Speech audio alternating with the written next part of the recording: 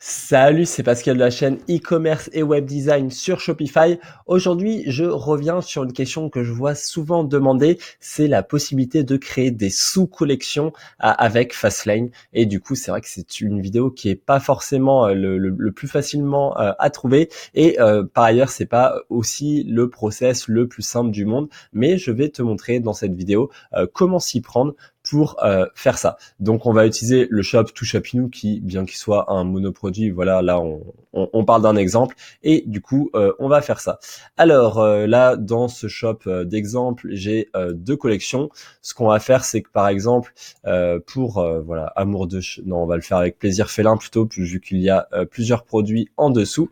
Avec plaisir félin, on va faire, allez, disons trois sous-collections dans laquelle on va mettre un produit à chaque fois. Et en plus de ça, on va faire dans le méga menu, on va inclure un menu déroulant avec la collection maîtresse plaisir félin et ensuite les trois collections filles dans lesquelles on aura un produit à chaque fois. Donc allez, c'est parti.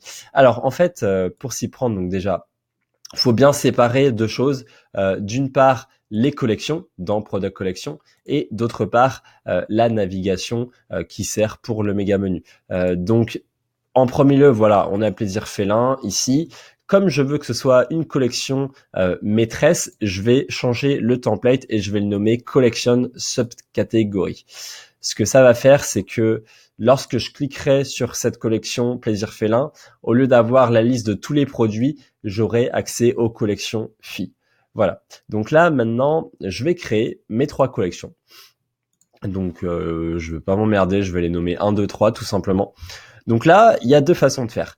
Soit je me base sur un critère automatique et du coup, avec un product tag, je pourrais dire, bah, par exemple, tous les produits qui ont comme tag jouer à ressort iront dans cette collection. Ensuite, pour l'autre collection, je mettrai pointeur laser. Et du coup, dans chacun de ces produits, je définirai les bons tags.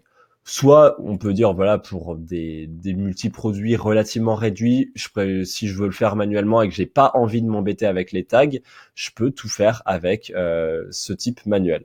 Donc là voilà, dans la collection 1, on va mettre allez hop, on va mettre le premier produit qui est joué à ressort. Hop, je sauvegarde et voilà, ensuite je crée la collection 2. Voilà, hop, encore une fois manuel. Cette fois-ci, je vais mettre le pointeur laser excitant. Tac. Voilà. Tac. Ensuite, collection 3, dans laquelle je vais mettre la souris télécommandée. Voilà. Tac. Alors aussi, pour un meilleur compte rendu, ce sera mieux avec les images, de voir vraiment en insérant les images ce que ça fait. Mais en gros, ça reprend l'affichage de la section Featured Collection dans laquelle vous pouvez voir un zoom sur les collections lors du survol. Ça donne donc quelque chose comme ça. Voilà. Une fois que vous avez mis les bonnes images, ça donne voilà des zooms comme ceci. Donc là, ok, on a créé les trois collections filles. Maintenant, ce qu'il faut faire, c'est connecter finalement la collection plaisir félin aux trois autres. Et ça, du coup, ça va se faire dans la navigation. Mais attention, je ne crée pas encore le menu que je vais vous montrer après. Là, je crée pour l'instant le lien entre la collection maîtresse et les trois collections filles. Donc pour ce faire, faut prendre l'URL de plaisir félin. Donc là, je vais dans View, voilà, c'est sans surprise plaisir félin. Donc d'ailleurs, vous voyez le fait que j'ai changé le template de la collection en subcatégorie. Là, pour l'instant, ça ne m'affiche plus l'ensemble des produits comme tout à l'heure. Donc c'est complètement normal. C'est-à-dire voilà, là, je fais volontairement un changement de configuration et là, il me dit justement que pour l'instant, je n'ai rien défini. Donc allez, on va faire ça tout de suite. Donc là, dans les menus, ici, en fait, au lieu de rajouter un titre, vous allez mettre l'extension de l'URL de cette collection. Par défaut, ça la met dans le handle également. Donc c'est parfait, c'est ce qu'il faut faire. Et ici, en fait, vous allez mettre les trois sous-collections. Donc là, je fais 1, 2 et 3. Voilà, comme ça va mettre les trois sous-collections. Voilà. Et voilà. Et là, je fais sauvegarder. Et là, du coup, si je fais un refresh, voilà. Donc là, ici, comme je vous le dis, ça fait exactement le même effet qu'ici. Là, l'affichage est moins joli puisque comme je n'ai pas défini d'image dans les collections, il reprend l'image des produits. Donc comme c'est un format carré, lors du zoom, ça marche forcément un petit peu moins bien. Mais vous voyez que voilà, maintenant, j'ai accès aux sous-collections, et maintenant lorsque je clique sur l'une des collections, je vois tous les produits. Donc là, encore une fois, sur un monoproduit, vous voyez pas forcément beaucoup d'intérêt, mais lorsque vous avez une collection maîtresse avec des centaines de références, ça peut être pertinent de faire 4, 5 sous-collections avec 20 produits dans chacune d'entre elles. Et donc maintenant, je vais donc maintenant définir le menu pour donc voilà, si je souhaite mettre en avant mes collections parentes, je peux utiliser chacun des 5 méga menus, et du coup dans la liste déroulante, je vais mettre les sous-collections.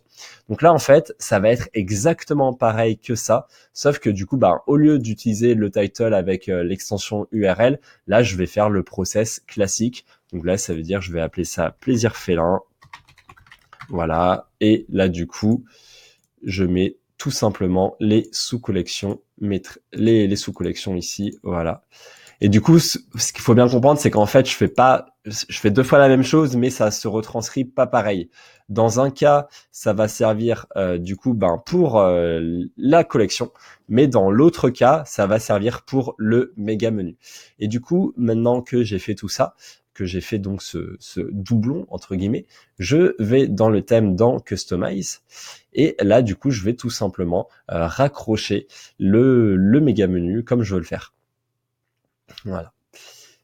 Et du coup, là, je vais dans un méga menu. Bon, là, du coup, j'ai de la place. Donc, hop, pas celui-là, pas celui-là. Mais allez, on va se mettre sur le troisième.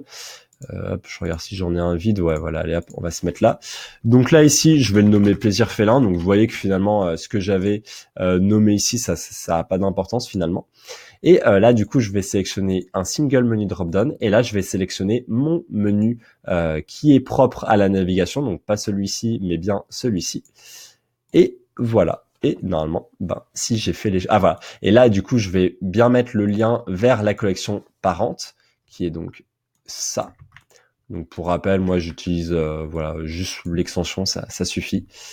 Et là, voilà, maintenant, on est tout bon. Je vais sauvegarder. Et du coup, je vais vous montrer ce que ça donne. Du coup, en résultat, on aura, lorsque l'utilisateur il cliquera directement sur le lien de la collection parente, il aura donc accès à cette partie-là. Mais pour des raisons d'UX, on lui donne la liste déroulante pour qu'il puisse directement choisir la sous-collection en question. Et là, dans ce cas, il accédera directement à la sous-collection concernée avec les produits correspondants. Donc, hop, voilà. Et donc là, voilà, comme vous voyez, plaisir félin, on arrive ici. Et du coup, on peut donc choisir la collection de notre choix, ou alors on peut directement choisir la sous-collection juste ici avec les produits. Donc voilà, c'est encore une fois, voilà, sur un monoproduit, on va pas, voilà, l'impact est pas aussi énorme que ce qui pourrait l'être sur un multiproduit. Là, j'ai bien évidemment, pour les besoins de la vidéo, je n'ai pas fait des dizaines de produits pour vous montrer tout ça, mais vous voyez que finalement, en quelques clics, ça se fait, on peut connecter une collection maîtresse à une collection fille. Donc ça devient très intéressant quand ça devient un petit peu le barnum dans une grosse collection. Si vous commencez à avoir, je sais pas, plus de 50, 60 produits dans une collection, ça peut être bien de réfléchir à la scinder. Et du coup, moi, c'est vrai que quand je commence à avoir beaucoup de produits, le méga menu me sert exclusivement au catalogue, c'est-à-dire je mets même plus voilà, le contactez-nous, le à propos, le suite commande, le accueil ou quoi que ce soit. J'utilise mes 5 méga menus pour mettre 5 collections parentes et des collections filles, et comme ça j'ai tout directement. Je préfère faire ça plutôt qu'un gros méga menu qui après se déploie et après finalement c'est un peu plus compliqué de naviguer. Moi je préfère faire comme ça en tout cas. Voilà, donc c'était cette petite astuce de Facen qui est très peu connu. Je vois beaucoup de demandes à ce sujet-là, donc voilà, je souhaitais faire ce petit rappel. Donc si tu as aimé la vidéo, n'hésite pas à me mettre un petit like, ça fait toujours plaisir, ça augmente la portée de la vidéo et ça me permet de me remercier et de faire un petit coup de pouce qui me sert bien. N'hésite pas également à la partager à un ami qui voulait mettre en place des collections. Et du coup, je te dis à la prochaine. C'était Pascal de la chaîne e-commerce et web design sur Shopify. Salut!